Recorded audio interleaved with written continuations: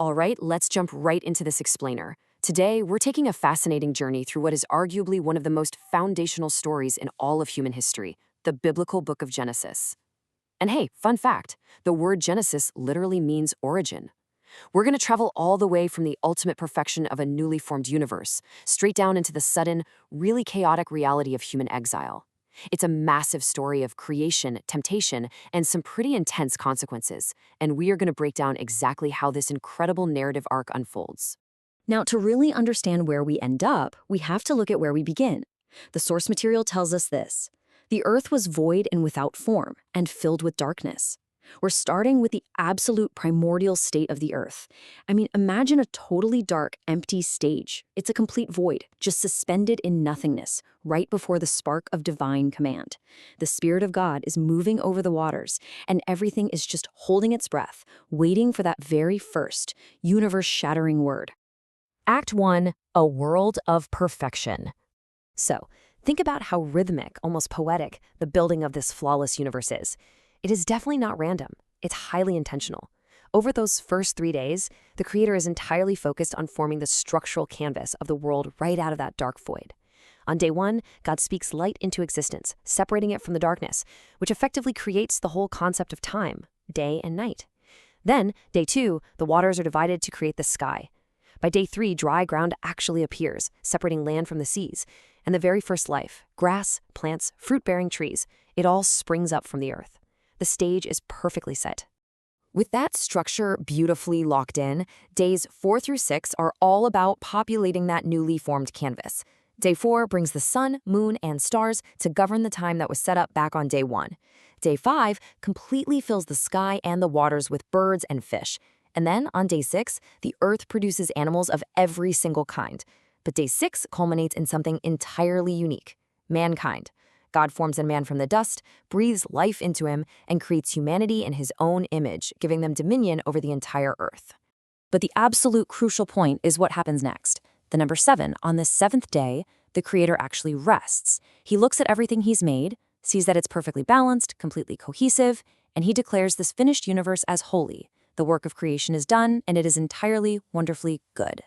Which brings us to Act 2, life in the garden.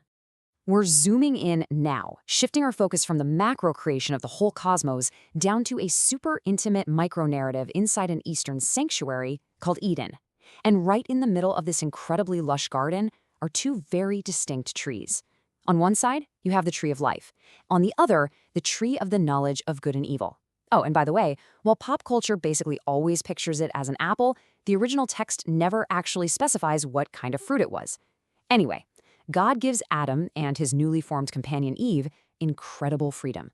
They can eat freely from literally any tree, except one. The tree of the knowledge of good and evil is the single, definitive boundary set by the Creator, and it carries a really dire warning. If you eat from it, you will surely die. Before we look at everything that goes wrong, let's just appreciate what was right. Their lives were so deeply purposeful and innocent. They were given the job to tend and cultivate the garden. Adam gets to name all the creatures.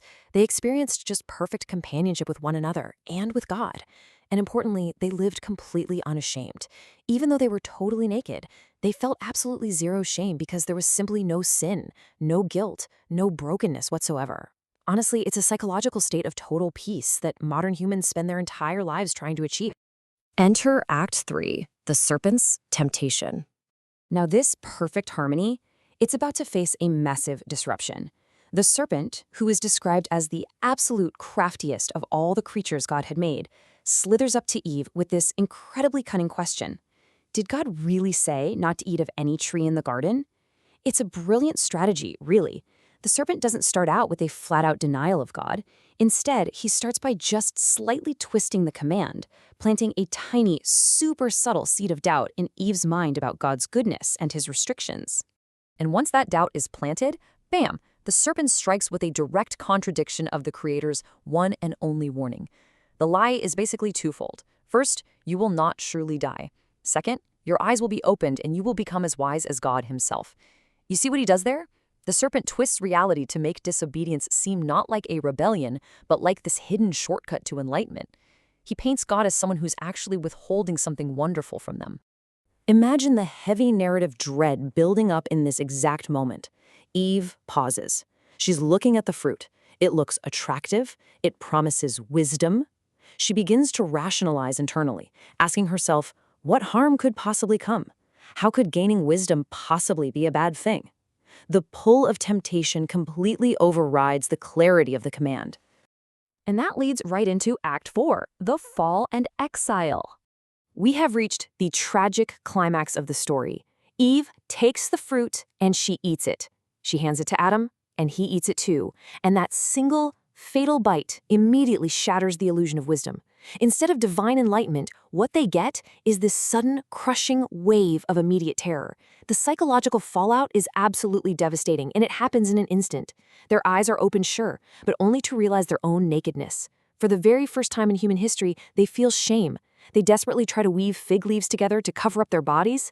But even worse than that, when they hear the sound of God walking in the garden, all that perfect harmony is completely gone, replaced by a desperate, fearful instinct to hide from the Creator's voice.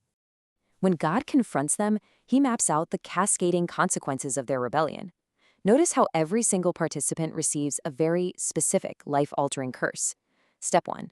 The serpent is cursed to crawl on its belly and eat dust, with eternal hostility placed between it and humanity. Step 2. Eve is told she's going to face multiplied sorrow and pain in childbearing, along with deep conflict in her relationship. Step 3. Adam is told the very ground itself is now cursed because of him. He is going to face a life of sweat and brutal toil just to eat, which will ultimately end in death, returning right back to the dust from which he was made. But, and this is a really profound detail, right in the middle of this heavy judgment, there is a moment of bittersweet resolution. God doesn't just leave them in their flimsy fig leaves. In a massive act of mercy, he creates coats of animal skins to properly clothe them. However, because they now possess the knowledge of good and evil, God determines they have to be driven out of Eden. Why? Because if they stayed and ate from the tree of life, they would live forever trapped in this broken, fallen state. So, as Adam and Eve are forced out into the harsh reality of the world to go work the ground, God places the cherubim and a flashing, flaming sword to block the path back. The garden is closed. Paradise is officially lost. And it leaves us with this incredibly provocative thought to chew on. Is the rest of human history, with all our technological striving, our societal engineering, everything we do, is it all just a universal quest to find a way past that flaming sword and return to the paradise we lost? Thanks for joining me on this explainer, and I'll catch you next time.